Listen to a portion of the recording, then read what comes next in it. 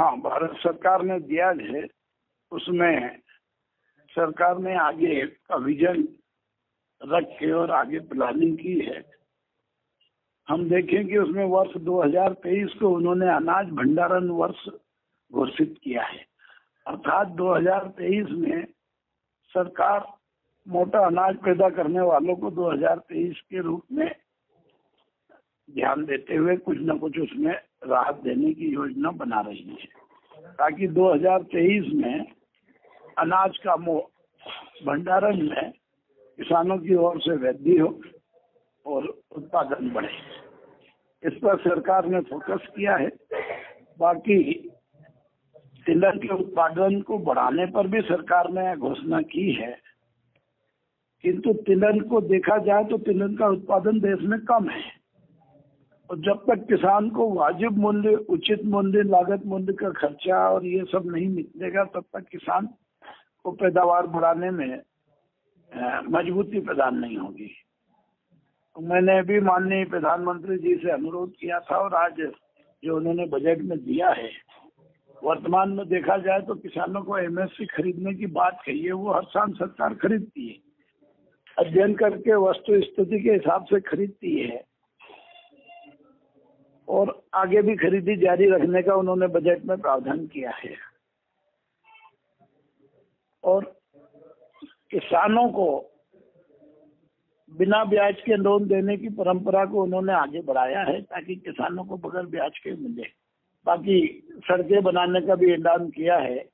मध्यम वर्ग के लिए सरकार कुछ करने का भूल गई है, तो मध्यम वर्ग के लिए सरकार को चिंता करनी थी, वो उसमें कहीं ना कहीं छूट गया है।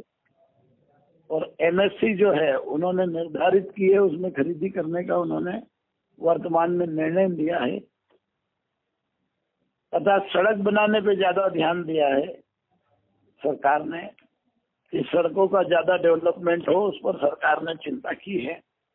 मगर बेसिकली देश में दलहन का उत्पादन करने पे और विचार करने की आवश्यकता है। उस पर अभी कोई ठोस कदम नहीं उठाए हैं, क्योंकि दलहन का उत्पादन देश में दिन पे दिन घट रहा है, तो उसको बढ़ाने की जरूरत है। और बाकी बजट देखा जाए तो मध्यम वर्ग के हिसाब से कुछ भी नहीं है।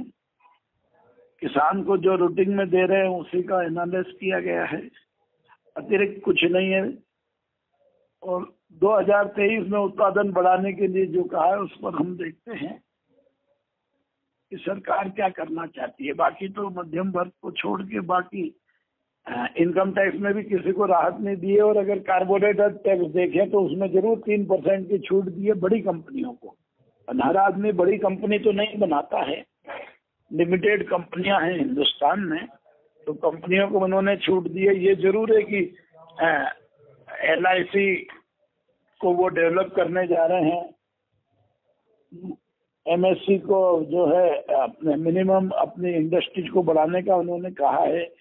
कहना और करना दोनों में बड़ा अंतर है। अब सरकार कितना करती है, और जैसी अपेक्षा है कि डीजल में रेट घटाना था, उत्पादन टैक्स घटाना था डीजल पेट्रोल का, उसमें कमी नहीं की है सरकार ने, तो वो बड़ी गंभीर चिंता की बात है। देश में बेरोजगारी निरंतर बढ़ रही है, उसको रोक लगाने की कोई ठोस उपाय करने की आवश्यकता है। उस पर भी सरकार को चिंता करना चाहिए। और देश में 80 लाख मकान बनाने का सरकार ने लक्ष्य किया है। अब 135 करोड़ के देश में अगर 80 लाख मकान बनाते हैं तो 1% से कम ही हुआ है। बाकी एक रूटीन बजट है, बाकी इसमें कोई खास ऐसी बात नहीं की कि देश के किसानों का भला हो। कृषि प्रधान देश है, किसानों की चिंता करना चाहिए।